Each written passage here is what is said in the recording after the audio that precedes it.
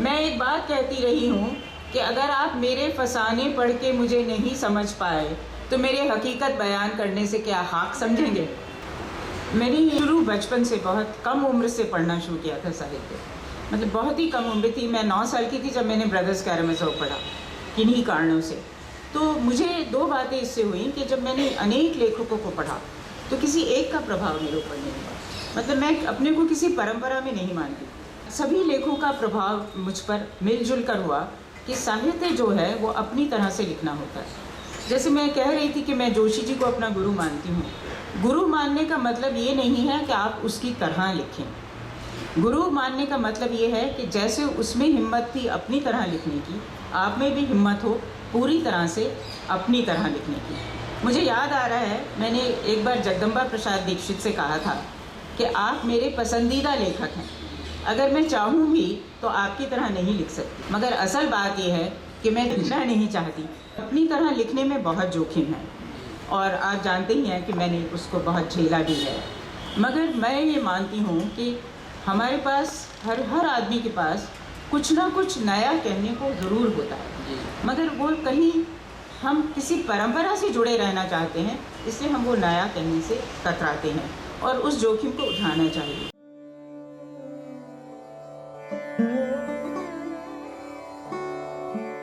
करीब 40 बरस हो गए कथा साहित्य लिखते, पर आज भी जब कोई पूछता है आप क्यों लिखती हैं तो माकूल जवाब नहीं सोचता। दरअसल माकूल जवाब कोई है भी नहीं। कुछ अरसा लेखन कर लो तो सांस लेने की तरह नामाकूल सा जैविक कर्म बन जाता है।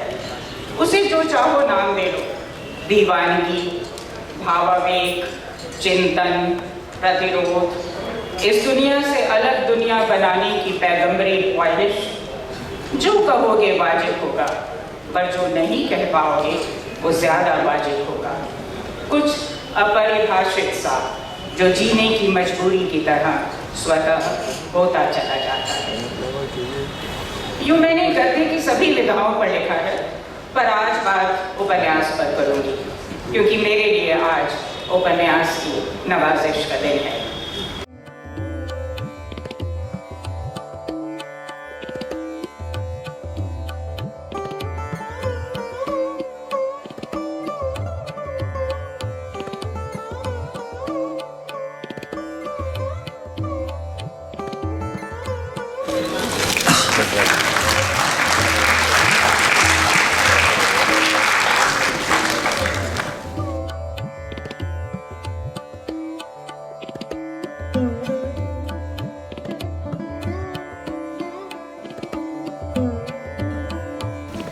मिलजुल मन मृदुलागर कृत हिंदी उपन्यास है। सुसंगत कथा, पात्र योजना और वर्णन के माध्यम से यह कृति पुरुष प्रधान संसार में स्त्रियों के संघर्ष और सपनों का चित्रण करती है। उपन्यास में नेहरूवादी समाजवाद और मिश्रित अर्थनीति की संयति आलोचना भी की गई है। महत्वपूर्ण योगदान माना गया है।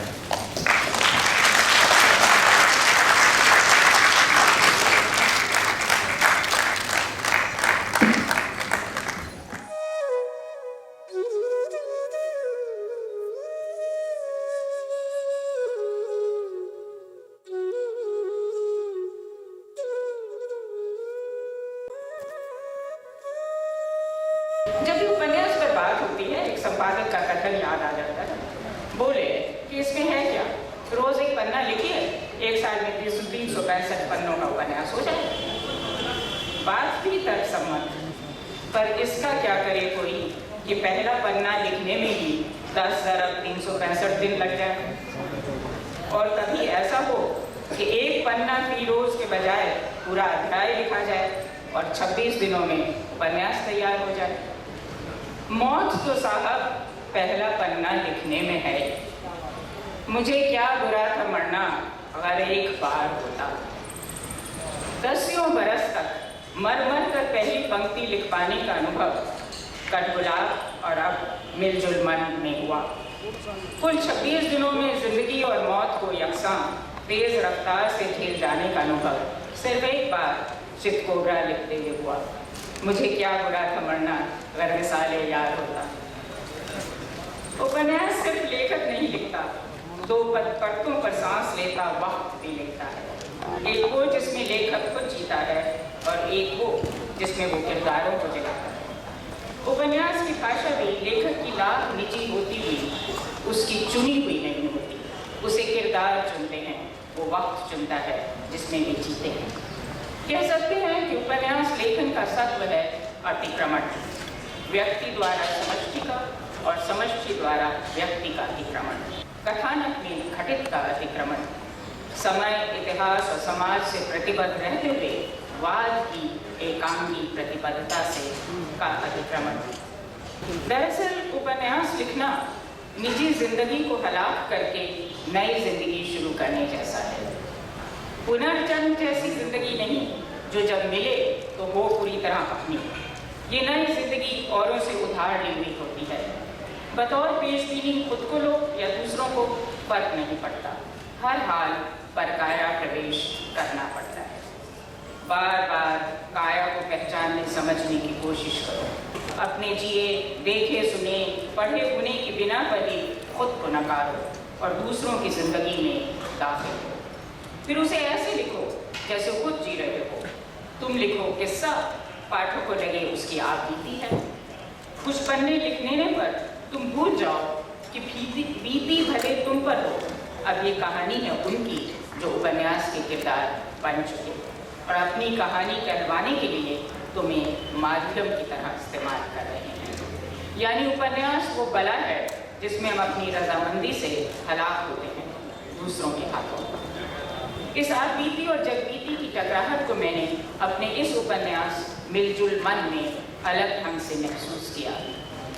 इस बार नाम सूझ गया पर पहली पंक्ति नहीं सूझी, शायद इसलिए कि जहन में पूरा कथानक और किरदार मौजूद थे, पर वो शिल्प नहीं सूझ रहा था जो अहम किरदार की शख्सियत को इस तरह बयान कर सके कि वो असल भी रहे और औपन्यासिक भी बन जाए। किरदार सिर्फ मेरा नहीं, पूरे हिंदी साहित्य जगत का जाना माना था, पर पहचाना उसे किसी ने कतई नहीं था। कसूर उनका नहीं था, वो थी ही ऐसी लेखक जो अपनी काया में यूं जीती थी जैसे परकाया ने जीती हो। उसकी जिंदगी का त्रास, विडंबनापूर्ण उतार चढ़ाव और उस त्रास को धता बदलाने का उसका दमखम किससे से ज्यादा हैरतअंगेज था। बिना औपन्यासिक जामा पहनाए ऐसे पेचो खम भरे किरदार के साथ इंसाफ नहीं किया जा सकता था और इंसाफ मुझे करना था। आखिर 40 बरस बाद मेरी समझ में आ गया कि मैं क्यों लिखती हूँ।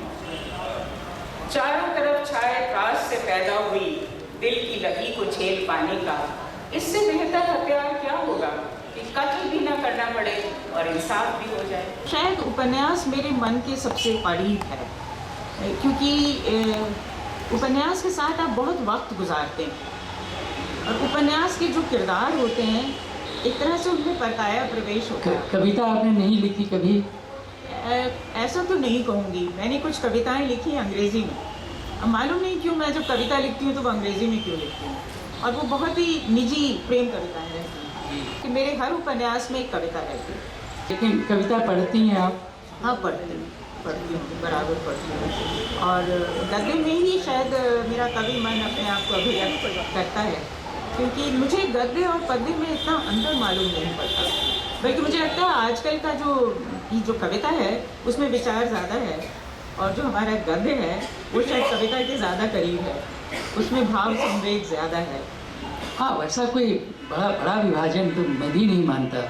मैं ये भी जानना चाहता हूँ आपसे कि जो स्तंभ आप लिखा करती थी, हाँ। जो कई बरस चला, और उस नाते भी आपको कई लोग जानते रहे।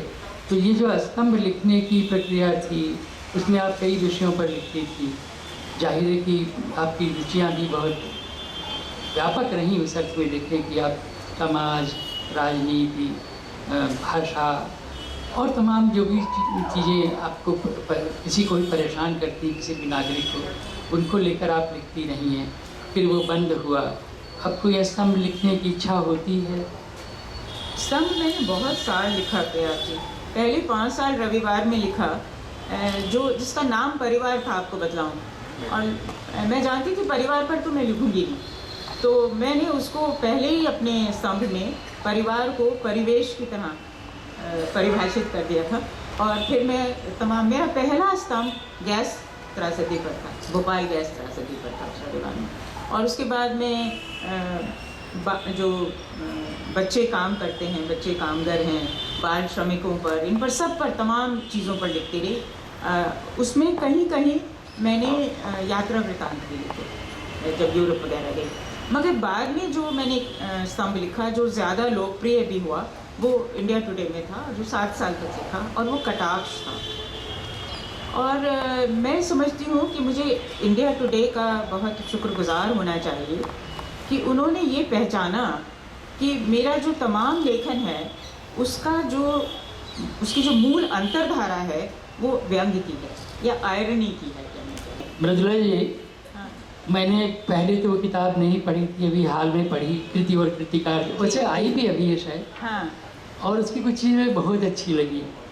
देखिए, मैं समझती हूँ कि जो कुछ ये व्यक्तियों से संबंध बनाने का सिलसिला है, वही हर चीज़ का आगाज़ कराता है। चाहे वो उपन्यास हो, चाहे वो कहानी हो, चाहे वो कभी कभी ऐसा होता है कि किसी से आप मिलते हैं और वो कुछ आपके एहसास में इस तरह से चला जाता है, जज्ब हो जाता है कि आप कहानी लिख देते हैं।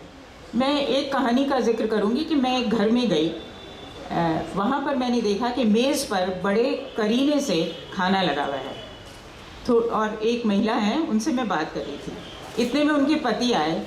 उस महिला के चेहरे पर कोई भाव नहीं आया, वो उठी नहीं, उन्होंने उनसे बात नहीं की। वो गए, उन्होंने मेज़ पर खाना खाया, उसके बाद वो अंदर चले गए। कोई भी प्रतिक्रिया इस स्त्री के चेहरे पर, जिस्म में कहीं नहीं हुई। तो इससे मेरी एक कहानी बनी, वितृष्णा, कि असंवाद की इंतहा थी। काम वो सब कर रही थी गृहिणी की तरह, सब अपना फ़र्ज़ अदायगी पूरी कर रही थी, मगर कहीं कोई संवाद था ही नहीं। तो ये भी एक एहसास बना जिससे कहानी बनी। तो संस्मरण जो भी मैंने लिखे हैं इसमें मनोहर श्याम जोशी पर है, यानी बस यूं ही मुलाकात हुई। महादेवी जी पर, महादेवी पर है, जिनसे तो मैं सिर्फ 2 बार मिली, मगर वो 2 बार मिलना ही इतना महत्वपूर्ण था और कुछ मेरे एहसास का हिस्सा बना। ज़रूरी नहीं है कि वो आदमी बहुत ख़ास हो, ज़रूरी नहीं है कि वो बड़ा आदमी हो, पर दिलदार होना चाहिए। जैसे जोशी जी से भी जब मैं मिली तो उनकी बहुत सी ऐसी बातें मेरी समझ में आई जो उन्होंने कभी कही नहीं। और हम लोगों का आपस में, जोशी जी से खासकर, मैं उन्हें गुरु मानती रही, बात नहीं आई। मैं भी उनको गुरु मानता हूँ, क्योंकि दिमाग में जो हम लोग साथ थे और जोशी जी के लिए बहुत काम किया। मैं भी आपकी तरह उनकी मैं भी बहुत याद करता हूँ। तो उनका एक ये रहता था, वो मुझे हमेशा कहते थे कि मैं लिखते वक्त ना तो डायरी रखती हूँ, ना कोई जर्नल रखती हूँ, ना कोई नोट्स लेती हूँ। जब मैं बाहर जाती हूँ तब भी मैं कोई कुछ लिखती नहीं हूँ उसके बारे में, वो सब कुछ मेरे दिमाग में ही रहता है। और जब लिखने बैठती हूँ तो वो कहीं से याददाश्त का, जैसे वो कटघरा होता है, जेल होती है, वो खुल जाता है और यादें लस्टम पस्टम बाहर भागती हैं। और उसमें से ही मेरा उपन्यास बनता है, उसमें से ही मेरे संस्मरण बनते हैं या नाटक बनते हैं। तो जोशी जी मुझे कहा करते थे कि इसमें तुम्हारा किया धरा कुछ नहीं है, ये तुम्हें भगवान की एक नायाब चीज़ मिली हुई है कि तुम्हारे दिमाग का जो दायां हिस्सा है वो बाएं हिस्से की चीज़ें लेकर उनमें तफसील बिठा लेता है, उनमें संतुलन बिठा लेता है, तवाज़ुन बिठा लेता है। तो वो ही मैं करती हूँ। इसीलिए शायद मेरा जो लेखन है वो बहुत ही स्पॉन्टेनियस होता है, स्वतः स्फूर्त लगता है। उसका जो शिल्प है वो बहुत सोचा हुआ नहीं होता। प्रिया जी, मुझे शायद जो सबसे ज़्यादा याद आता है वो असम का आता है। डिब्रूगढ़ में गई थी और रात के समय मुझे बताया गया कि होटल छोड़कर आप बाहर कहीं नहीं जाइएगा। ये आंसू ने मुझे बुलाया था और हम आपको लेने आएंगे जो भी उनका कार्यक्रम है उसके लिए। तो मगर मुझसे वहाँ सामने ब्रह्मपुत्र बह रहा है और हम यहाँ बैठे हैं, तो मैं नीचे उतर गई और नीचे उतर के मैं मछुआरों की बस्ती तक चली गई। और ये शायद अजीब सा था, बिल्कुल अंधेरा था और मेरे पीछे पीछे एक आदमी जो पूरी तरह शराब में धुत था वो मेरे पीछे पीछे आता गया। मगर वहाँ कुछ ऐसा समा था कि मुझे डर नहीं महसूस हुआ उससे, बस मुझे बहुत ही एक तरह की अजीब तरह का थ्रिल, रोमांच महसूस हो रहा था। फिर जब हम काफ़ी नीचे पहुँच गए तो उसने कहा कि यहाँ क्यों आया, ऐसे उसने बोला। तो मैंने कहा कि नहीं, मुझे तो आंसू ने बुलाया है इसलिए आई हूँ। उसने बोला अच्छा आंसू ने बुलाया है, तो अब नमस्कार, तो अब आप हमारे अतिथि हुए। और वो मुझे लेके वापस होटल तक, हालांकि पूरी तरह शराब में धुत था वो, मगर उसका कहीं दिमाग चौकन्ना था और वो मुझे वापस होटल में पहुंचा के गया। भाषा की जो बात आप कह रहे थे, मैं कहती रही हूँ कि रचना प्रक्रिया का मतलब शिल्प की खोज है, क्योंकि रचना प्रक्रिया तो पूरी उम्र चलती है। आप जो भी अनुभव करते हैं, हर समय जो आप जीते हैं, वो आपकी रचना में कहीं जाकर मतलब किस शिल्प मतलब किस विधि से लिखें। हाँ, जब लिखना शुरू करें तो उसका शिल्प क्या, उस कृति का शिल्प क्या, और वो कृति क्या होगी, नाटक होगी, उपन्यास होगा, मतलब वो भी वहीं पर तय होता है। मगर उसका जब आप शिल्प का की खोज करते हैं तो भाषा की आप खोज नहीं करते, भाषा किरदारों की होती है। इसीलिए मेरे हर उपन्यास की भाषा अलग है, क्योंकि भाषा किरदारों की होती है और उस वक्त की होती है जिसमें वो किरदार जीते हैं। और दरअसल लेखक तो कुछ देर बाद रहता नहीं, क्योंकि आप सुबह से ऊपर उठते हैं, आप कृति में रहते नहीं, आप कृति में आपके किरदार रहते हैं और पूरी तरह आप परकाया प्रवेश करते हैं उन किरदारों में। तो फिर जो कुछ किया धरा होता है वो उन किरदारों का होता है। इसलिए कई बार ऐसा होता है कि जैसे एक उपन्यास में मैंने गांधीयन दर्शन की, गांधी जी के सिद्धांतों की मेरा पात्र बहुत प्रशंसा कर रहा है, प्रशंसक है। दूसरे उपन्यास में उसका ठीक उल्टा है, क्योंकि ये सब मैं नहीं कह रही, ये सब वो पात्र कह रहे हैं। तो एक तरह से इसका जो आनंद है लिखने का, लिखने में त्रास भी बहुत है, बहुत त्रास है, मगर उसका जो आनंद है वो ये है कि आप नहीं रहते, कोई दूसरा बन जाते हैं। लिखने के पीछे त्रासदी है, दुख है, व्यथा है, यंत्रणा है, पीड़ा है, और उसके साथ बहुत ही उत्कट भाव संवेद है। अब दो काम कर सकते हैं आप, या तो रोइए, जार जार रोइए और कोई रोएगा नहीं आपके साथ, या हंसिए, अपने पर हंसिए। जब आप अपने पर हंसते हैं तब रसोक्ति पैदा होती है। कटाक्ष से भी आगे मैं कहूँगी रसोक्ति, वक्रोक्ति नहीं कहूँगी, वो कटु होती है। ये काफ़ी कुछ आत्मकथात्मक है, मगर कहीं भी मैंने उन लोगों को जिनको मैं बहुत प्यार करती हूँ हावी नहीं होने दिया अपने पर, उनको औपन्यासिक बनाया और उनकी खामियों पर जमकर हंसी। हमारे घर में हम लोग सब एग्नोस्टिक थे, हम पैदाइशी जैन ज़रूर हैं, मगर कोई भी थी वो उस तरह रहता था। हमारे पिताजी बाद में सभी धर्मों में जाने लगे थे। एक कलेक्टिव मेमोरी होती है, उसमें चीज़ें रहती हैं, उसमें कुछ जैन सिद्धांत गए होंगे। तो शायद पर्यावरण प्रेम जो मेरा है वो जैन दर्शन से आया है, ये मैं ज़रूर कह सकती हूँ, पर्यावरण प्रेम आया है। बाकी मैं ये कहूँगी कि जैन धर्म का एक बड़ा भारी सिद्धांत, मूल सिद्धांत क्षमा का है, और मैं आपके सामने कन्फेस करना चाहती हूँ कि क्षमा करना मेरे लिए बहुत कठिन है। मृदुला जी की बुलंदी में दूसरों की बुलंदी का कुछ हो। ये तो मानना पड़ेगा कि मैंने अपने परिवार में बहुत ही विलक्षण औरतें मिली हैं मुझे, परिवार में, परिवार से बाहर। उनके बारे में मैंने लिखा भी है, मेरे संग की औरतें करके। एक तो ये मेरी बहन यहाँ बैठी है, छोटी रचला बंसल, हाँ, और मंजुल भगत जिनके बारे में ये पूरा उपन्यास ही है। और मेरी और भी जो बड़ी उम्र की थी, जैसे हमारी एक परदादी थी जिन्होंने जब उनकी पतोहू पहली बार गर्भवती हुई तो भगवान के मंदिर में जाके ये मन्नत मांगी कि पहला बच्चा लड़की हो। और ये अजीब बात थी। और मेरी जो नानी थी, जब वो मृत्युशैया पर थी, तो हमारे जो नाना थे वो बैरिस्टर एट लॉ वगैरह अंग्रेज़ साहब टाइप थे। तो उन्होंने उनको बुलाया, कहा कि भाई तुम तो साहब हो, तुम मेरी बेटी की शादी किसी साहब से करवा दोगे, जो मैं चाहती नहीं। तो तुम अपने जो उनके आज़ादी के आंदोलन में भाग लेने वाले प्यारे लाल शर्मा, काफ़ी बड़े नेता थे, उनके दोस्त थे, उनको बुलाओ। मैं चाहती हूँ कि मेरी बेटी की शादी वो तय करवाएं। और वो पर्दा करती थी, मगर उस समय वो, क्योंकि वो तो मरने वाली थी, तो उनको बुलाया गया और उनसे उन्होंने ये वचन लिया कि आप मेरी बेटी की शादी करवाएंगे, मेरे पति मेरी बेटी की शादी नहीं करवाएंगे। ये आप सोचिए कितनी बड़ी बात थी। तो उस बेचारी मेरी माँ की शादी फिर एक गरीब आज़ादी के आंदोलन में भाग लेने वाले लड़के से हुई, किसी साहब से नहीं। तो ऐसी विलक्षण औरतें। फिर एक औरत जिसने हमें पाला, क्योंकि हमारी माँ को बच्चों का शौक़ नहीं था। पैदा तो उन्होंने 6 किए थे, मगर पालने का उनको शौक़ नहीं था। तो जिस बंगाली औरत ने हमको पाला, उसका हमारे ऊपर बेइंतहा असर हुआ। तो उस महिला का इतना असर हम पर हुआ। आज़ादी मेरे लिए बहुत बड़ी चीज़ थी। यानी मैं छोटी थी तभी आज़ादी मेरे लिए, देश की आज़ादी बहुत बड़ी चीज़ थी, और मेरे हर उपन्यास में वो आता है। तो ये जो महिला थी, बंगाली महिला, जो हमारे घर में, उन्होंने पूरी उम्र हमारे घर में ही काम किया, उन्होंने ही हमें पाला। स्वर्णा उसका नाम था, और उन्होंने हमें जो आज़ादी का असल मतलब होता है वो सिखलाया। तो ये सब इन्हीं औरतों की मार्फत हम लेखक बने।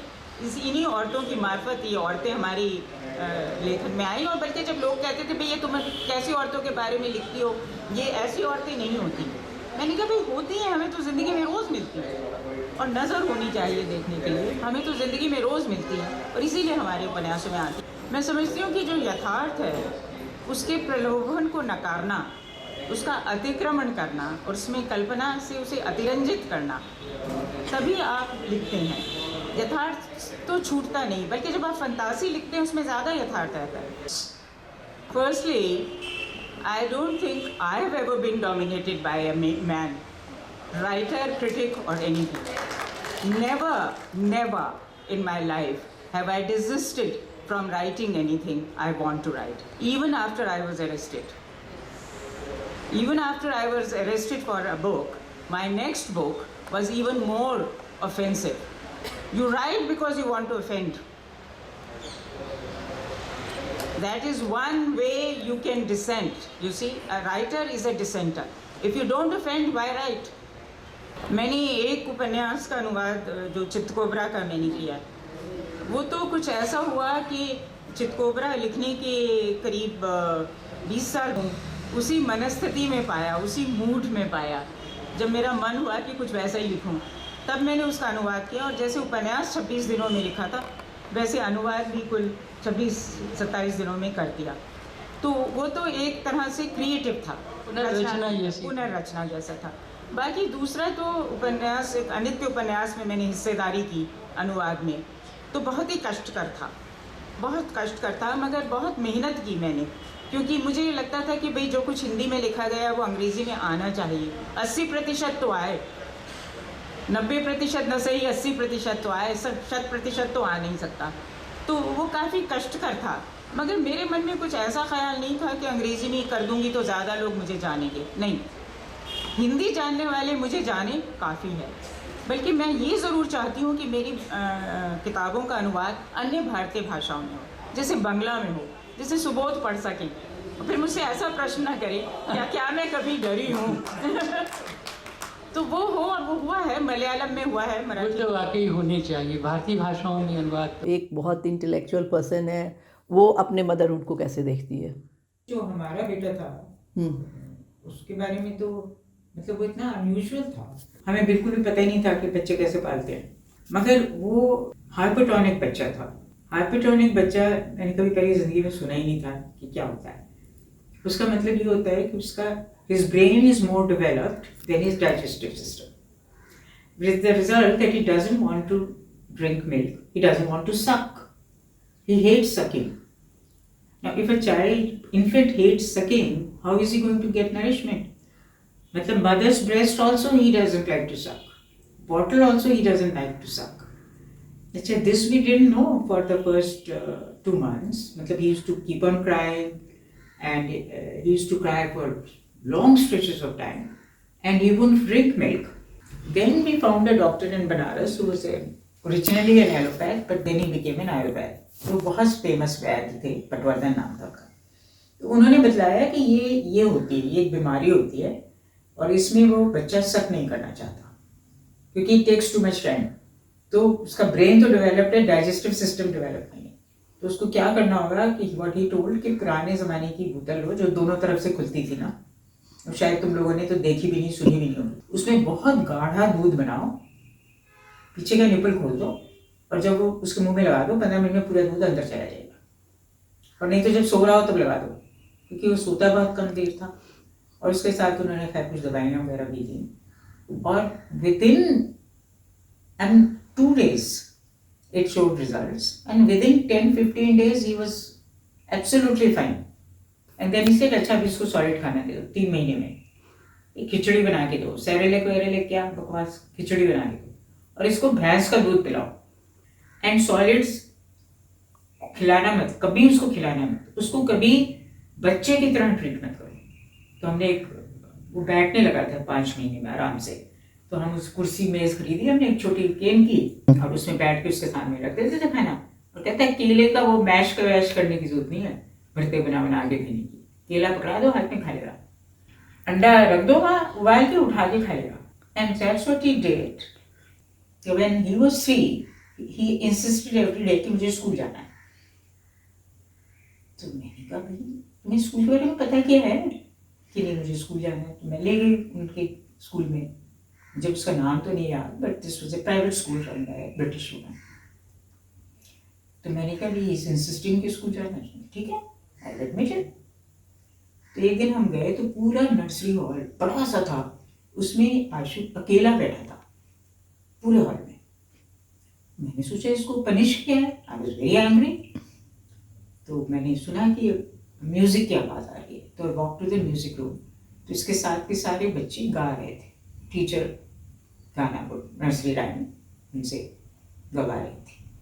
I marched up to the teacher and I said, why is my son not here? He said, because he doesn't want to. I said, why is he sitting alone in the room? He says, because he wants to. He was very, very attached to his brother, first of all. No jealousies of any kind between the two. Not at all. You'll be surprised. Never. They used to keep their pocket money together. मैंने बहुत बार कहा कि भाई एक खर्च कर देता है, दूसरे रह जाता है, नहीं कोई फर्क नहीं, साथ रखते। And they adored each other. It was almost like one was the alter ego of the other person. अब पॉकेट मनी साथ रखने हैं, आशु खर्चा कर देता था, अप्पू के पास पैसे नहीं बचते थे, तो I used to tell him कि भाई तुम उसको क्यों देते हो, नहीं अब अगली बार हम कर लेंगे, नो डिफरेंस। और उसको भी ये नहीं कि वो एक उसको दूसरे को के ऊपर बर्डन डाल रहा है या उसको ओवर पावर कर रहा है, no, they would defend each other. कुछ भी जरा सी बात हो जाए कर तो रहा है। स्कूल में उसके कम मार्क्स आए तो टीचर ने कहा भाई तुम मैथमेटिक्स में ध्यान दे रहा है, 1-2 दिन में देख लीजिएगा बेटर कर रहा होगा। And Apu was very sure of himself, absolutely sure of himself, और he was a actor, he was always showing off. Opposite of Ashu, was very, didn't want to be noticed. Appu wanted to be noticed. He was showing off all the time. And I remember when he was a small child, about play में, Sleeping Beauty में, he was Prince Charming. तो पहले दिन rehearsal में उन्होंने कहा कि अच्छा you kiss her then she'll wake up. तो उसने किस किया, वो wake up हुआ। तो उन्होंने कहा अच्छा आप ठीक है बस ऐसे करना, तुम आखिरी दिन कर लेना। उन्होंने कहा नहीं मैं तो रोज किस करूँगा। But he was extremely popular with teachers, with other students, with girls, and his friendships lasted forever. It was like that. इतना ज़्यादा उसको मतलब he has this, he knew how to come very close to people. And you'll be surprised, Sangeeta, after he died, so many people came to see me whom I didn't know at all. And they all had a story to tell, that he helped us this way, he helped us this way. People from abroad, people from inside the country, people from IIT, people from outside IIT. It was a never-ending kind of a parade of people for whom he had done something, and I had no idea. He gave love, so he got love. Was 9 years old when he went on a school trip to Sri Lanka. They went in a train all the way to Sri Lanka, Rameshwaram, Uttaya, this, that. And all the other boys were from senior school. All the boys were above 14, 15, 16, like that. He was 9. So I was very shocked. I told the teacher, how can you take him? He's only 9. So he said he wants to go. I said, that is no criteria. But he went. And he went and he was fine with these boys. They all looked after him. And from there, he bought us presents also from Sri Lanka. I still remember he bought me a knife sharpener because I was always complaining that knife is too blunt. आनंद को जब समझाया है मैं जा रहा हूँ तो उन्हें पासपोर्ट फोटो चाहिए. ठीक है, फोटो खिंचा ली. उन्होंने ये नहीं पूछा तुम क्यों जा रहे हो, क्या जा रहे हो. उन्होंने पूछा अटैची कितना बड़ा चाहिए. तो उन्होंने कहा, उन्होंने डायमेंशंस बताए. तो ठीक है, जाके उतने डायमेंशंस का अटैची खरीद.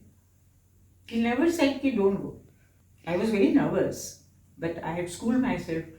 शुरू में मुझे बता दिया गया था कि जब स्कूल आना चाहे आ जाए. So I also never said it. But I'll tell you something very interesting, ironical.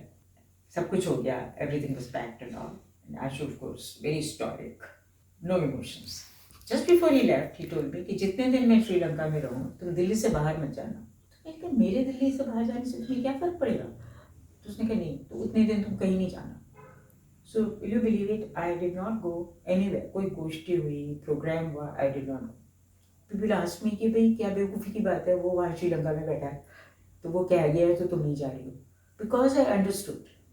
See, as long as I was in Delhi, his nucleus of existence was safe. The home was where the home should be. So he did not feel threatened. That was why he said it. We did not discuss it, nothing. But we could understand it. I understood what he meant. That was, I think, for me, the greatest achievement of my life. To be able to communicate with my children. तो मैंने आपको बोला, मैंने कहा बेटा तू मेरी nail polish लगा दे उंगलियों पे. To a boy, I'm saying nail polish लगा दे. He said, हाँ? मैं?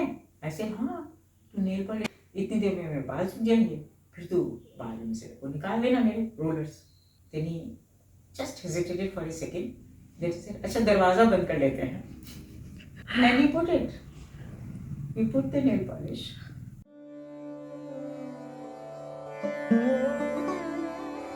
आशु was in 4th class. तो हिस्ट्री की क्लास हो रही थी. तो हिस्ट्री की टीचर ने कुछ बड़ा आसान सा सवाल पूछा, अकबर का बेटा कौन था. तो उसने कहा मुझे नहीं पता. उसने कहा क्यों नहीं पता, जब मैं बोल रही थी तुम सुन नहीं रहे थे. उसने कहा नहीं मैं सुन नहीं रहा था. उसने कहा क्यों नहीं सुन रहे थे. उसने कहा मैं सोच रहा था. उसने कहा क्या सोच रहे थे. ये पता होता तो मैं सोचना बंद ना कर देता. So she was shocked. वो उसको प्रिंसिपल के पास ले गई. तो प्रिंसिपल फिर से पूछे क्या सोच रहे थे. कहने मुझे नहीं पता कि मैं क्या सोच रहा था, इसीलिए तो मैं सोच रहा था. So you know the principal was so impressed. So मैं यही कहती हूँ कि मेरा गुरु मंत्र है, विषय पर नहीं सोचते आप, सोचने से विषय उत्पन्न होते हैं, विचार से विषय उत्पन्न होते हैं, विषय पर विचार नहीं करते आप. और हमारे साहित्य में जो सबसे गड़बड़ है वो ये है कि हम विषय पर विचार करते हैं, हम स्वतंत्र विचार नहीं करते कि उसमें से विषय उत्पन्न होंगे. और जिसने मुझे अंदर तक प्रभावित किया है वो मनोहर शानवी जी. और उनकी ख़ास बात ये थी कि वो कोई भी चीज़ ऐसी नहीं करते थे जो लीक पर हो. वो हर बात लीक से हटी हुई करते थे. और उनका मुझ में अगाध विश्वास. मतलब उन्होंने मुझसे कहा कि तुम अगर अपने को भूल जाओ तो तुम बेइंतहा अच्छा लिख सकती हो और लिखोगी. आपकी एक कहानी मुझे अचानक याद आ रही है, 60 साल की औरत करके. उसके बारे में कुछ बोलेंगी. उसमें तो वो जगह जानी चाहिए. मैं उसको पढ़ के आज तक भूल नहीं पाई हूँ. वो जो ऊपर चढ़ती है, जो गिरजाघर है वो ग्राज में है, ऑस्ट्रिया में. तो उसमें ऐसे ही है, वो 2 तरफ से सीढ़ियाँ जाती हैं और आप अलग अलग सीढ़ी से ऊपर चढ़ते हैं और वो हर मंजिल पर जाके तंग होता जाता है और आखिर में वो जाके मिल जाती हैं ऊपरी मंजिल पर. फिर वहाँ से आप फिर दोबारा नीचे उतर आते हो अलग अलग सीढ़ियों से. मगर ये इस प्रक्रिया में जब आप बार बार बिछड़ते हो और बार बार मिलते हो और कम कम जगह पर मिलते जाते हो, और आखिर बुर्ज पर जाकर आप एकदम एक फुट के अंदर होते हो दोनों जन। तो वो इतना पूरी ज़िंदगी है, वो पूरी ज़िंदगी का निचोड़ है वो। और मेरी कहानी में तो फिर वो दोनों एक साथ उतर आए थे, अलग अलग सीढ़ी से नहीं उतरे थे, उतरते वक्त वो एक सीढ़ी से उतरे थे, क्योंकि वो पूरा उनका कायाकल्प ही हो गया था। और उसमें उस जगह वो तो एक जादुई जगह है।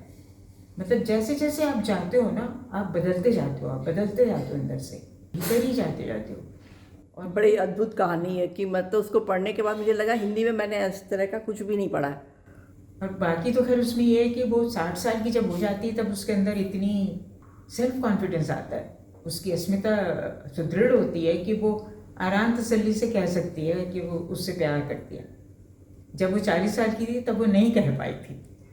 तो ये तो एक अलग बात है, मगर असल बात जो जगह है वो तो मतलब इतनी अद्भुत है कि जब मैं पहली बार वहाँ मैंने देखा और मैं जब उतरी तो नीचे आके मैं बेहोश हो गई। मैं कहती तो थी कि मुझे फ़र्क नहीं पड़ता लोग क्या कहते हैं, आलोचक क्या कहते हैं, मगर कहीं अंदर दुख होता होगा, पीड़ा होती होगी कि हमारा इस तरह तिरस्कार हो रहा है, हमारी बात समझ में नहीं आ रही लोगों की। 60 के बाद मैं सचमुच परवाह नहीं करती थी। और उसका एक उदाहरण है कि जो मेरा उपन्यास है कटकुला, उसमें एक पात्र है जो अमेरिकन है। मैंने उस पात्र को शुरू में नहीं रखा था उपन्यास में। मुझे लगा सब लोग कहेंगे कि वही वेस्टर्न सेंसिबिलिटी, एक अमेरिकन पात्र को ले आए। जब बाद में मैंने अंत में जब मैंने वो उपन्यास पूरा हो गया तब मैं मारियान को मैंने डाला उसके अंदर, और फिर सब कुछ मारियान के इर्द गिर्द घुमा। और अजीब बात ये हुई कि सबसे ज़्यादा वही पात्र पसंद भी आया लोगों को। तो मेरे समझ में तब तक ये आ गया था कि to hell with them, you know. जैसे उसने बटलर ने कहा था ना, frankly I don't give a damn. तो वो मेरे अंदर जो जज्बा आया ना, वो 60 साल के होने के बाद आया। संगीता जी, मृदुला जी का और मेरा जो नाता है वो एक लेखक और पाठक का नाता बहुत पुराना है, लेकिन जहाँ तक इसके परे का रिश्ता है वो एक अलग ही रिश्ता है। इस चीज़ को मेरे से ज़्यादा तो उन्होंने माना है। उनकी जो किताब आई है नायाब औरतें, इसमें उन्होंने मुझे अपनी सबसे अंतरंगतम सखी के रूप में चित्रित किया हुआ है। दिल्ली की सार्थकता यानी मृदुला जी है। यदि मृदुला जी हैं तो मेरे लिए दिल्ली है, वरना दिल्ली मेरे लिए नक्शे पर कोई मायने नहीं रखती है। और मैं ये भी मान कर चलता हूँ कि उनका लेखन जो है वो एक अलग तरह का लेखन है, लेकिन उनके हमारे जो केमिस्ट्री है, जो हमारे उनके विचार हैं, हमारी उनकी अंतरंगता है, वो पारिवारिक अंतरंगता से भी गहरी अंतरंगता है। जब उनके लेखन की बात चलती है तो मैं जब मैं पढ़ रहा था इलाचंद जोशी, जैनेन्द्र कुमार, विदेशी इसमें एल्बर्ट मुराविया थे, वो पासा थे, तो मुझे लगा कि भारतीय लेखन में यदि कोई कालजयी लेखन, मृदुला जी का लेखन खंड विशेष का लेखन नहीं है, ना कोई सिर्फ तात्कालिक लेखन है। मृदुला जी का लेखन वो लेखन है कि जब तक अदब रहेगा, जब तक साहित्य रहेगा, तब तक मृदुला जी का साहित्य भी जीवित रहेगा, क्योंकि एकमात्र मृदुला गर्गी हैं जो विश्व साहित्य से टक्कर ले सकती है। जब मैंने उनकी कहानी हरी बिंदी पढ़ी थी, पहली बार कोई नारी खुद अपने साथ अपना सेलिब्रेशन कर रही है, तभी मेरे को लगा था नहीं, इस लेख का तेवर अलग है। फिर मैंने पुनश्च के विशेषांक निकाला महिला कथाकारों पर केंद्रित, मैंने पत्र लिखा जैसी रवायत होती है। उन्होंने तुरंत जवाब आए, थप्पड़ के समान मेरे मुंह पर पड़ा कि महिला होने के नाते लेखन में अलग खड़ा किया जाना मैं गलत मानती हूँ। मैं भी चौंक गया कि वाकई में मैं गलत तो काम कर ही रहा हूँ, लेकिन अब चूँकि रचनाएँ आ चुकी थी, मुझे करना ही था। मैंने उनका पत्र भी जो कहते छाप दिया। फिर दूसरी सबसे बड़ी जो घटना घटी, जब चित्तकोबरा आया तो चित्तकोबरा पर बड़ा विवाद हुआ। वो सर्वविदित है, उसको मैं दोहराना नहीं चाहता हूँ, केवल इतना कहना चाहता हूँ चित्तकोबरा के जितने भी समझना कि पत्र थे, जैनेन्द्र कुमार के हों चाहे मंजुल भगत जी के हों, इनके भी हों, वो सारे पत्रों को लेकर मैंने, और इनका एक इंटरव्यू था योगेश गुप्त ने किया, चित्तकोबरा प्रसंग नेपथ्य गाथा करके मैंने पुनश्च का पूरा विशेषण कि वो क्या करती हैं, अपने पात्रों को खुद नहीं चलाती, वो छोड़ देती है, वो पात्रों के साथ चलती हैं, वो पात्रों को अपने साथ बिल्कुल नहीं चलाती। उस लेखन में ऐसी गुफा कंदराएँ हैं जहाँ पर कि मनोविज्ञान मौजूद है, लेकिन वो मनोविज्ञान नहीं जो काफका के भीतर मौजूद था, वो मनोविज्ञान जो हीराचंद जोशी के भीतर मौजूद था। ये उन्हीं के समानांतर तो है, लेकिन उनसे अलग हटके मनोविज्ञान है। समानांतर है लेकिन अलग हटके मनोविज्ञान है। वो उन स्त्रियों का चुनाव करती जो कहीं कुछ तोड़ती, कारा मुक्त होती हुई स्त्रियाँ उनके साहित्य में मौजूद है, जो कुछ तोड़ती हैं, जो वर्जनाओं को तोड़ती हैं, लेकिन उसके बाद वो कुछ निर्माण भी करती है। सिर्फ तोड़ना उनको उद्देश्य से एक ऐसी निर्मिति तैयार होती है जो कि आगामी आने वाली पीढ़ी को कोई संदेश देती है और निर्माण का एक उसमें माध्यम है। अगर कोई मुझसे पूछे कि मैंने क्यों 1972 में लिखना शुरू किया, तो मेरे पास कोई एक वाजिब जवाब नहीं है। मगर एक बार जब लिखना शुरू कर दिया तो वो किसी डैम बर्स्ट की तरह था। मतलब तुम विश्वास नहीं करोगी, मगर कभी कभी मैं एक दिन में 2 कहानियाँ लिख लेती थी जो बिल्कुल अलग विषयों पर होती थी, पूरी कहानी। मतलब रोज़ एक कहानी तो लिखती थी, एक दिन में 2 कहानियाँ भी लिख लेती थी। एक बार मेरी सास आई नहीं थी, वो मुतवातिर बोलती रही, मैं मुतवातिर कहानी लिखती थी। तो मतलब वो इतना ज़बरदस्त पैशन था, ताप था, उद्वेग था कि लिखना है। और जो भी कहानी मैं लिखती थी वह चाहे कितनी भी लंबी हो, एक बैठक में ख़त्म करती थी। एक बार हम लोग डालमिया नगर से दुर्गापुर जनता ट्रेन में गए थे, तो कंपार्टमेंट में ऊपर वाली बर्थ थी, उस बर्थ पर ठुंगू बैठकर मैंने कितनी कहें पूरी कहानी लिखी थी, जो मेरी तीसरी कहानी थी। ऐसी एक कहानी थी शहर के नाम, खासी लंबी कहानी है, मतलब पढ़ने में उसको 45 मिनट लगे थे। श्रुति में मैंने पढ़ा था वो।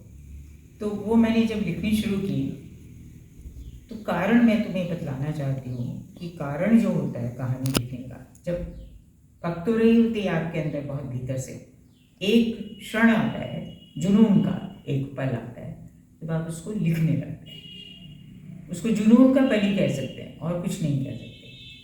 तो ये हुआ क्या है कि हम खासा कोठी में ठहरे थे जयपुर में, और खासी गर्मी थी। सहसा एक बूंद, सचमुच सिर्फ बूंद ही थी, बरसी।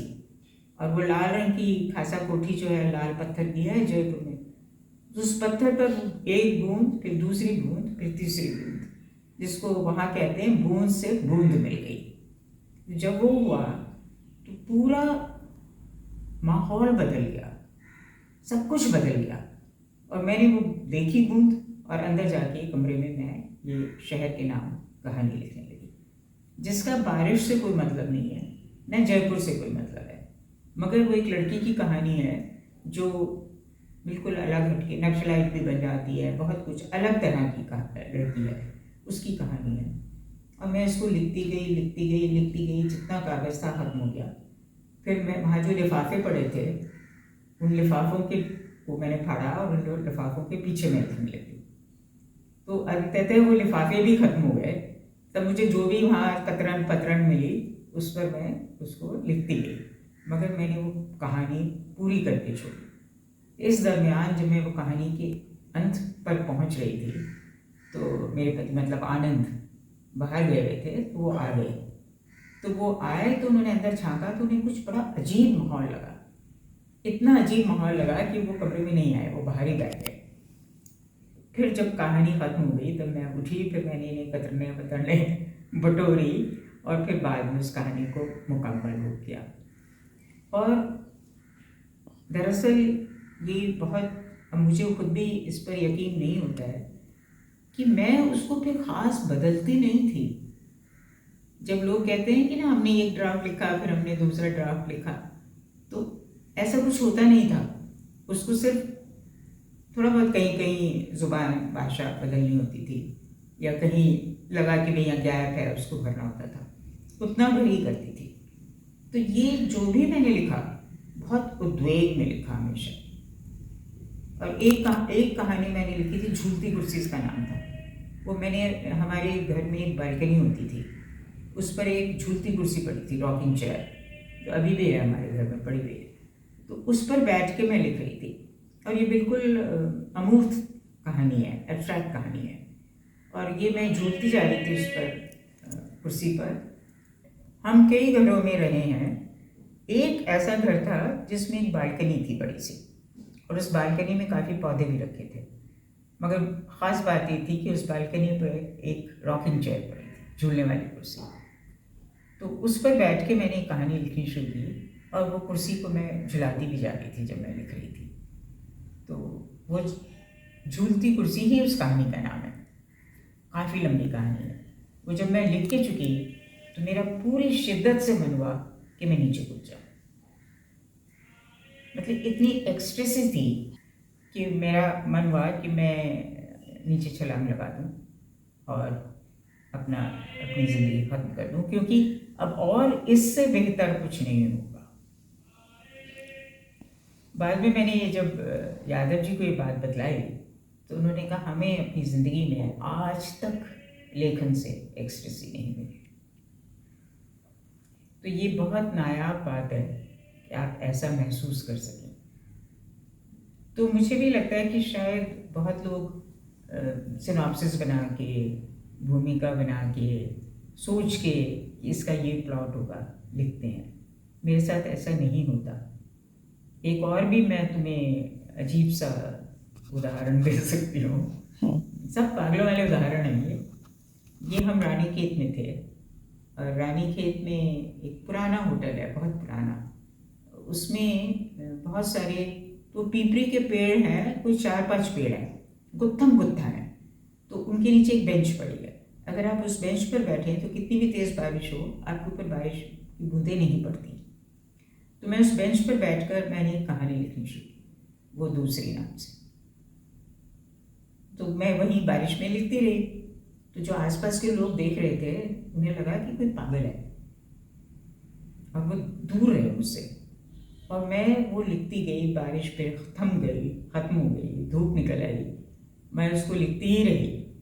फिर थोड़ी देर में मुझे वहाँ बैठे रहना थोड़ा मुश्किल लगने लगा तो मैं वहाँ से उठ के दूसरी जगह चली गई, मगर कहानी लिखती गई। तो ये कहानी फिर दूसरी कहानी, वो दूसरी नाम है उसका। इस कहानी का भी ना बारिश से ताल्लुक़ है, ना पर्यावरण से ताल्लुक़ है, ना परिवेश प्रकृति से ताल्लुक़ है, किसी चीज़ से ताल्लुक़ नहीं है। वो एक ऐसी औरत की कहानी है जो अपने पति की दूसरी पत्नी थी और ख़ुद को हमेशा वो दूसरी कहकर पुकारती थी और दूसरे लोग भी फिर उसकी देखा देखी वो दूसरी कहकर उसको पुकारने लगे थे। हम जब अपनी ज़िंदगी के बारे में सोचते हैं तो मुझे ये लगता है कि अगर बस एक कदम और इधर या उधर लेती तो पागल ही होती। मुझे ये लगता है कि पागलपन और अदब के जुनून में बहुत कम फासला है, बहुत ही कम फासला है। मतलब एक कदम का फासला है। इधर हो तो सिर्फ जुनून आपसे लिखवाता है, उधर हो तो आप पागल नहीं होता। हमने हिंदी में लिखा, मैंने हिंदी में लिखा। तो शुरू में 1-2 लोग तो समझते थे, जैसे जैनिंग जी समझते थे मेरा लेखन, या और कुछ लोग समझते थे। मगर ज़्यादातर हमारे यहाँ रिवाज ये है कि इसका सोशल कंटेंट क्या है, इससे समाज को क्या प्राप्त हुआ, इसका यथार्थ क्या है, या ये तो नहीं होता ऐसा। मतलब उन्होंने नहीं देखा तो नहीं होता, मगर बहुत सारी चीज़ें जो हमने नहीं देखी होती हैं वो होती हैं। जो लेखक का अनुभव होता है वो आलोचक का अनुभव बहुत बाद में जाकर होता है। और आलोचक ये नहीं सोच सकता कि भाई मेरा अनुभव नहीं है, ना से किसी और का हो, शायद हो। खासकर ये स्त्रियों के संग ज़्यादा होता है कि जो स्त्री लिख रही है उन्हें लगता है कि आप बकवास कर रही है। ये नहीं सोचते कि उसका अपना अनुभव है जो आपका नहीं है। हमने कभी औरत की तरह नहीं लिखा, मगर हमारे भीतर औरत थी जी, तो औरत प्रकट होती रही। बिल्कुल। दरअसल औरत हर वक्त एक द्वंद्व में रहती है, और द्वंद्व गर्भाशय और प्रज्ञा के बीच में, जी हाँ, पति प्रेमी के बीच में नहीं होता, हाँ, घर बार और बच्चों के बीच में भी नहीं होता, मगर वो एक जो मूल है प्रज्ञा और वही एक मूल है गर्भाशय, उन दोनों के बीच में होता है। और क्योंकि पुरुष के पास वो नहीं होता, इसलिए उसका लेखन एकांगी रहता है। विपिन पुरुष प्रधान नहीं है, नहीं, वो नारी प्रधान अर्धनारीश्वर है। बिल्कुल। तो इस बात को समझने में लोगों को वक्त लगा और समझ भी नहीं पाया। एक इंसान जो समझा था वो महेश एंकलेचवार, हाँ, उन्होंने मुझे फ़ोन किया और कहने लगे कि मैं बात करना चाहता हूँ, मगर मैं बात कर नहीं पा रहा क्योंकि मेरा गला रुंध रहा है, इसलिए मैं आपको लिखूँगा। बाद में मेरी समझ में आया कि उन्होंने मुझसे ज़्यादा उसको समझा था। मैंने जब उन्होंने मुझसे कहा तब मैंने जाके अपने विपिन को अच्छी तरह समझा। उसमें जो असल बात है ना वो ये कि दुख ही आध्यात्मिक दुख है, दुख परमात्मा है। आप परमात्मा की पूजा करने के बजाय दुख की पूजा तो आप दुख को उस स्तर पर पहुंचाइए जहाँ वो परमात्मा हो जाए, आपकी आत्मा से निकले और फिर परमात्मा में मिले।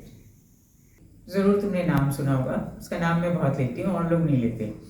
तो वो जब मैं लिख रही थी तो मैं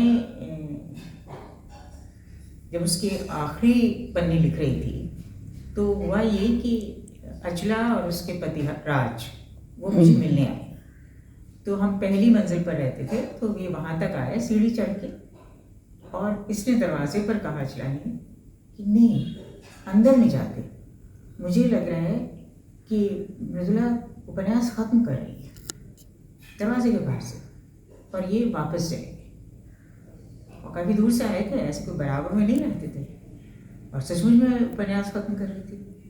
और बाद में इसने मुझे बतलाया, मैंने कहा कितनी अजीब बात है, मतलब वो मेरे जो कमरे के अंदर मेरे भीतर जुनून था, वो जुनून दरवाजे के बाहर अचला तक पहुंचा। I mean, looked at her as a mother. She was a very loving mother, and always very concerned about us and making sure that we were studying or whatever it is, and we had all the support while we were doing that. And of course, as a public figure, she always spoke her mind. She had strong opinions which were ahead of the times, as you have also noted, and especially being a woman writer, she didn't want to see herself as a woman writer, right? She was a writer who had certain opinions about society and all those things, and she expressed them freely, and sometimes that was not liked in our more conventional society. And as you know, of course we were always involved because going to Goshtis, so that culture of being in the literary circles and hearing those stories and all that, I think that has left its mark, and there's a respect also for writers and other literary people and all that. But if you talk about our unconventionality, I mean, we also had, as you know, police show up at our door because some arrest warrant had been issued because of being a little ahead of our time, which was not taken well by some people. So those things also happen, and but even when the police showed up, she was not scared or anything like that, and she dealt with that also. So and we were young at that time, so we didn't fully understand. But we saw all that happen, and now we feel that she was extremely brave. So that has left its mark. When I see her as a friend, I see her as a very caring person. She would not say things, there's no lip service. She means it, and she does that. Most of the people I see, especially people who can speak very well, they speak more and do little. She is totally a family person, concerned about nieces, nephews. Staying with us, Aunty's daughter. She stayed with us for a while, couple of years.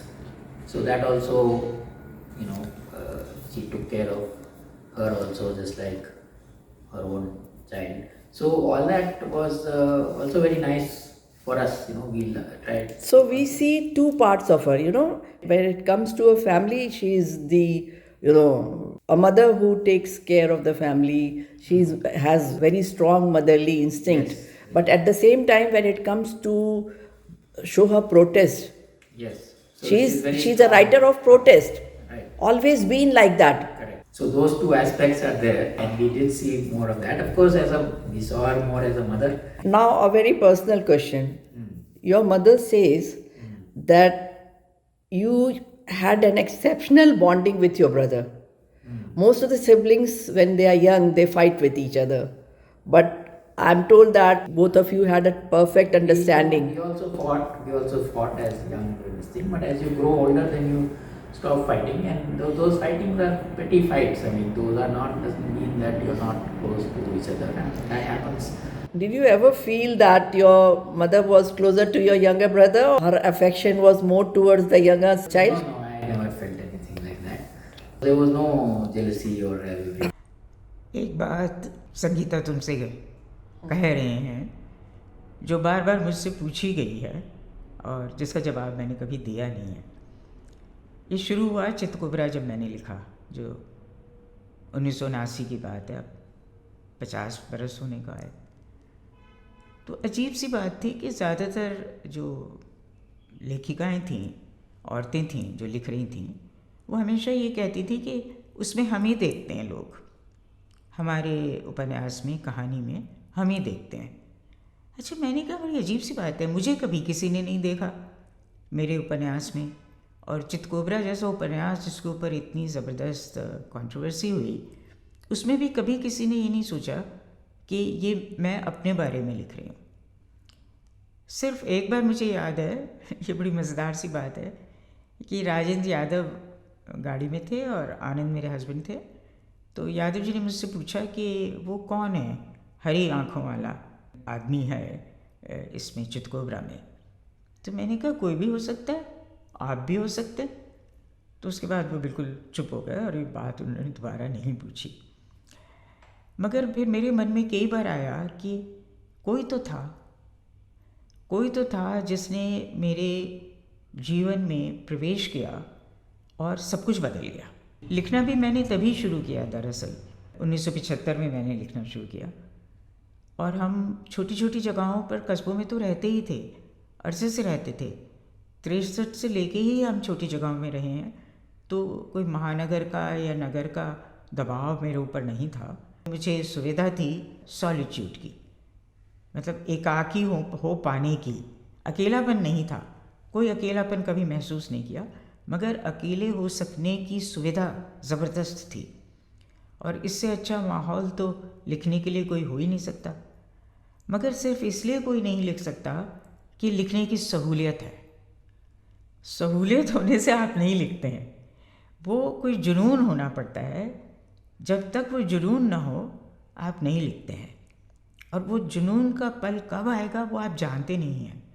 वो आता है और आप लिखते हैं, और फिर उस वक्त आप ख़ुद को एक तरह से ख़त्म कर देते हैं, आप अपना किरदार बन जाते हैं। और फिर कह सकते हैं कि आप मर जाते हैं, आप नहीं रहते। किरदार जी लेता है, फिर उसकी ज़िंदगी ख़त्म हो जाती है और आप फिर दोबारा जीने लगते हैं, दोबारा मरने के लिए, दोबारा जुनून में जाने के लिए, दोबारा कुछ और लिखने के लिए। मगर वो पहला बिंदु जब आपने लिखना शुरू किया, तो लोग जब पूछते थे तो ठीक ही पूछते थे बेचारे कि भाई क्यों किया, क्यों लिखना शुरू किया। अब ये तो बड़ी आसान सी बात है कहने की, जी मोहब्बत हो गई थी। मोहब्बत तो सब ऐरे गहरे नत्थो खैरे को होती है, सब तो नहीं लिखते। और सिर्फ मोहब्बत की वजह से लिखा भी नहीं, सब कुछ बदल गया। दुनिया को देखने का नज़रिया बदल गया, अपने को देखने का नज़रिया बदल गया। और पहले ये महसूस हुआ कि जो मैं कर रही हूँ वो मानी खेज़ है, उसके कुछ मतलब हैं मेरे लिए, दुनिया के लिए। दुनिया माने न माने उसका महत्व है। तो जैसे खुद अपने में अपने को कुछ बनाने का, कुछ बन जाने का एहसास हुआ कि हम कुछ बन गए। अब किसी को क्या बतलाएं हम क्या बन गए, कुछ तो बने नहीं हम, सिर्फ हमने लिखना शुरू किया है। जब वो लिखा जाएगा, जब उसको लोग पढ़ेंगे, फिर उसके बाद उनकी उसके ऊपर क्या प्रतिक्रिया होती है, वो सब धीरे धीरे बहुत ही धीमी गति से आगे चलेगा। न भी चले, न कुछ लिखा जाए, न कोई कुछ पढ़े, जो लिखें भी वो कोई ना पढ़े, कोई अच्छी प्रतिक्रिया भी ना आए, तो भी कोई फ़र्क नहीं पड़ेगा, क्योंकि वो क्षण मैंने जिया है जब मैंने पहचाना कि मैं कुछ हूँ, कि मेरा होना मानी रखता है, किसी और के लिए रखे न रखे, मेरे अपने लिए रखता है। तो ये शुरुआत थी लिखने की। तो आज मैं एक तरह से ये एक ऋण है ना एक इंसान का मेरे ऊपर, जिसको मैंने कभी स्वीकार नहीं किया। एक ऋण है कि एक इंसान मेरी ज़िंदगी में आया जिसने मुझे एकदम एक दूसरी ज़िंदगी बख्शी। निकली तो मेरे ही अंदर से, उसका उसमें सिवाय होने के अलावा कि वो था, उसके अलावा कोई उसकी कोई भागीदारी, कोई हिस्सेदारी नहीं थी मेरी ज़िंदगी में। मेरी ज़िंदगी अलग ही चल रही थी बिल्कुल उससे, मगर उसके होने से ही उस ज़िंदगी में अर्थ आ रहे थे, माने बदल रहे थे उस ज़िंदगी के। और जैसे कि तुमसे बात होते हुए बहुत बार ये बात हुई है कि औरतें अपनी चीज़ों को कुछ इस नज़र से देखती हैं कि भाई कुछ गलत किया है क्या हमने, या ये जो हुआ ये इतनी बड़ी तो बात नहीं थी। मतलब अपने को नकारती हैं, निगेट करती हैं। इसके बजाय आदमी एक लिखता है, मर्द एक कविता लिखता है, सारे में गा सुना के आ जाता है और इतना अहंकार से भर जाता है। औरतों में अहंकार होता है, वो अहंकार दिखाती भी हैं, मगर अंदर ही अंदर एक बड़ी ज़बरदस्त दुविधा उनके अंदर बनी रहती है कि वाकई कुछ और तलब था, वाकई मानीखेज था, या कुछ नहीं था, ऐसे ही था, हम सोच रहे हैं कि कुछ था। मतलब कहीं अपने को नकारने की एक मनोवृत्ति होती है, हर औरत में होती है मुझे लगता है। बड़े से बड़े धाकड़ औरत कहीं किसी एक बिंदु पर आकर सोचने लगती है कि मैंने जो ज़िंदगी जी ये मैंने क्या ठीक किया, क्या ऐसा करना चाहिए था। तो ये होता है हर एक में। मैंने ज़माना गुज़रा एक लेख लिखा था, प्रज्ञा और गर्भाशय के बीच। तो उसमें मैंने एक जगह ये कहा था कि बड़ी से बड़ी प्रतिभाशाली औरत, बहुत मुकाम पर पहुंची हुई औरत, एक बिंदु पर आकर अगर उसके बच्चा ना हो तो उसको बहुत मलाल होता है कि मैंने क्यों उस समय, जब समय था तब मैंने एक बच्चा पैदा नहीं किया। और अगर बच्चा होता है तो उसको ये मलाल रहता है कि मैंने घर बार में अपने को झोंक दिया और मैंने जो कर सकती थी, जिस मुकाम पर मैं पहुंच सकती थी, जिस ऊंचाई पर मैं पहुंच सकती थी, वहाँ मैंने पहुंचने के लिए तरद्दुद नहीं की, जहमत नहीं उठाई, इतना मैंने अपने को ऊंचा करके सोचा नहीं। तो एक तरह से ये जो दुविधा है, मुझे लगता है ये प्रज्ञा और गर्भाशय के बीच की दुविधा है, जो औरत ही को हो सकती है, मर्द को हो ही नहीं सकती, क्योंकि मर्द के तो गर्भाशय होता नहीं। मुझे अभी ख्याल आ रहा था कि कोई ये बात बहुत पूछी जाती है, ये मैं रास्ते में ही सोच रही थी जब तुम्हारे यहाँ आ रही थी, कि हम वो दिल से लिखते हैं, कहते हैं ना कि दिमाग से लिखते हो या दिल से लिखते हो। तो मैं कहती हूँ दिल से तो मर्द लिखते हैं क्योंकि उनके गर्भाशय नहीं होता। औरत को दिल से लिखने की ज़रूरत नहीं होती, दिमाग से लिखती है और गर्भाशय से लिखती है, मतलब प्रज्ञा से लिखती है और गर्भाशय से लिखती है। उसको वो दिल नाम का जो वैल्व है जो धड़कता रहता है या वो खुलता बंद होता रहता है, उसका कोई ख़ास मानी नहीं होता।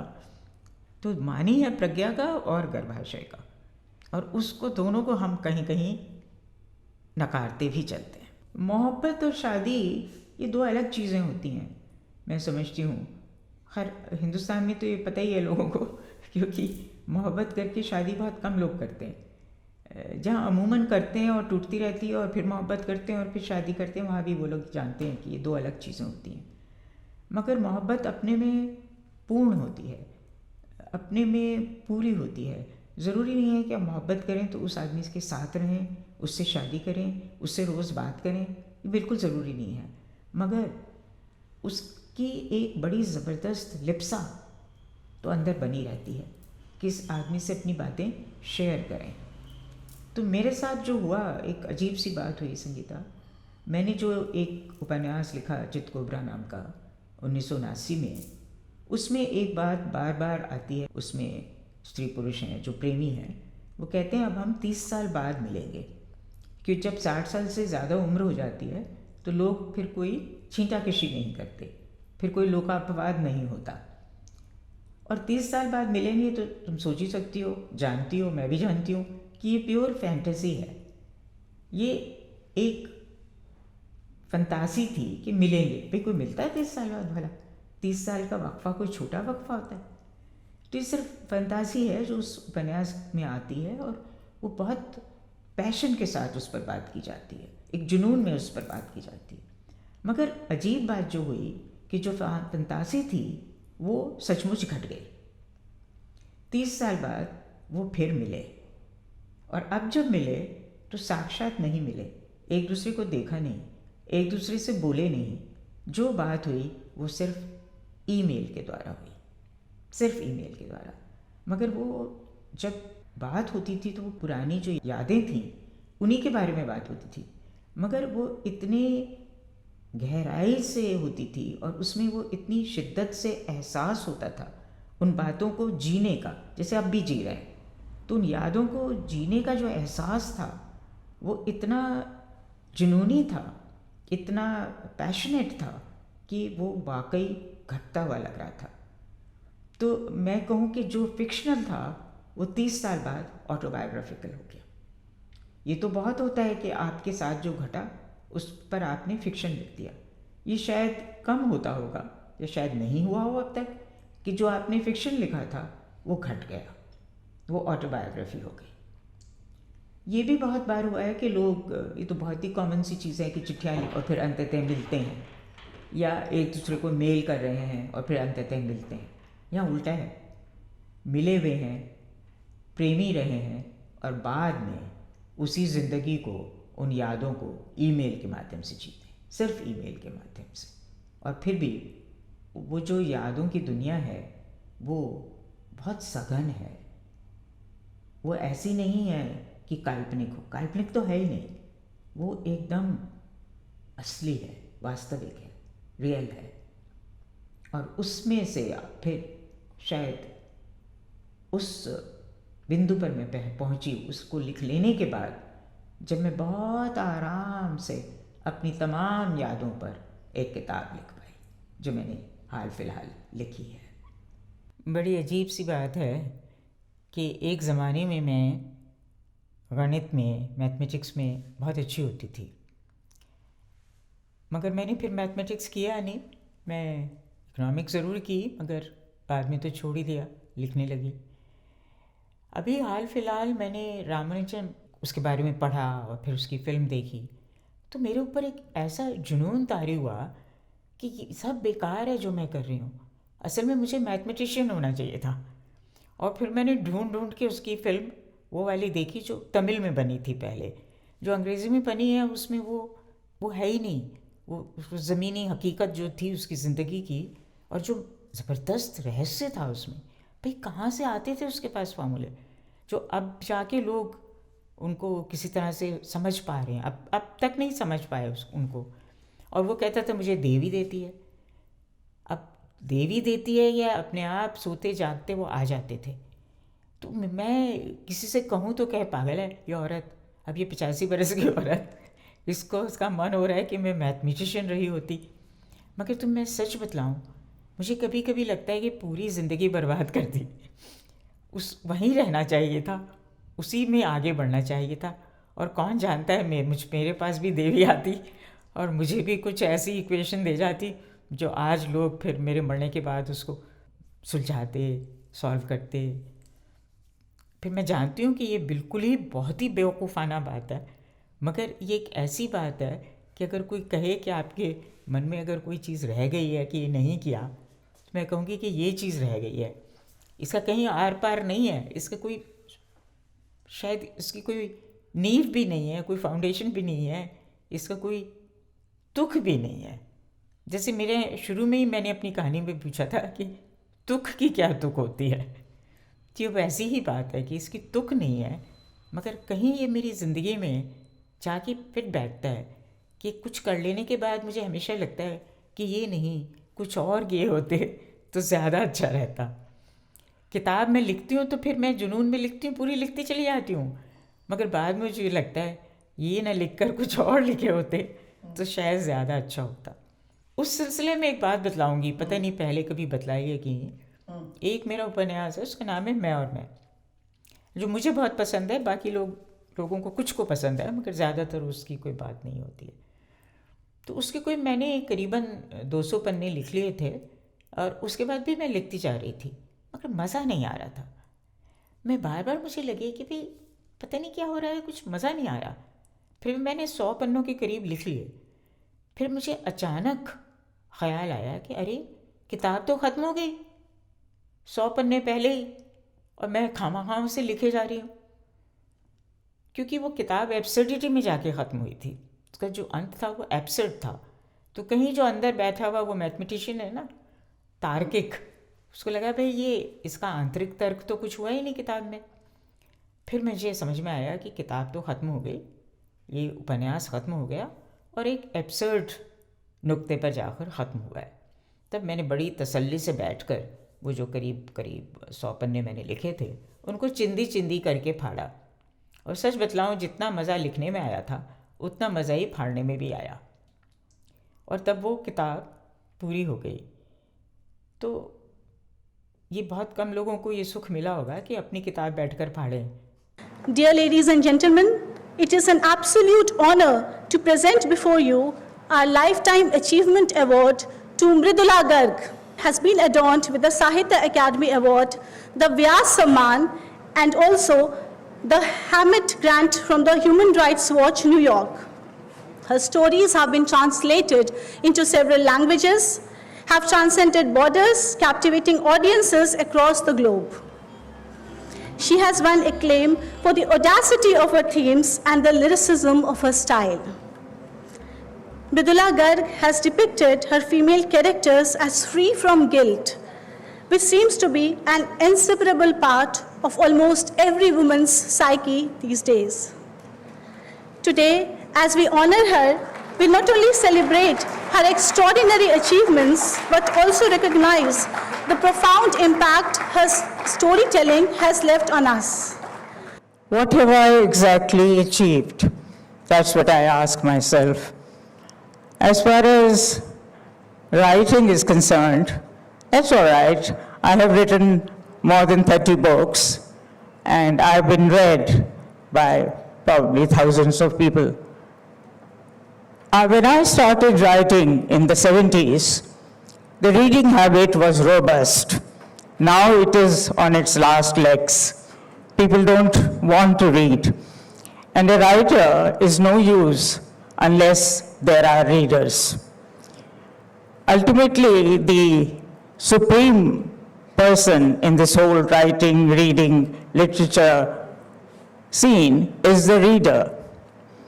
We may say that we don't care about the reader and we write as it comes to us, but the fact is that unless you are read, nobody knows that you are a writer. But there is something else which keeps nagging at me. Okay, writing is all right, being read is fine, but then ultimately, what do you write for?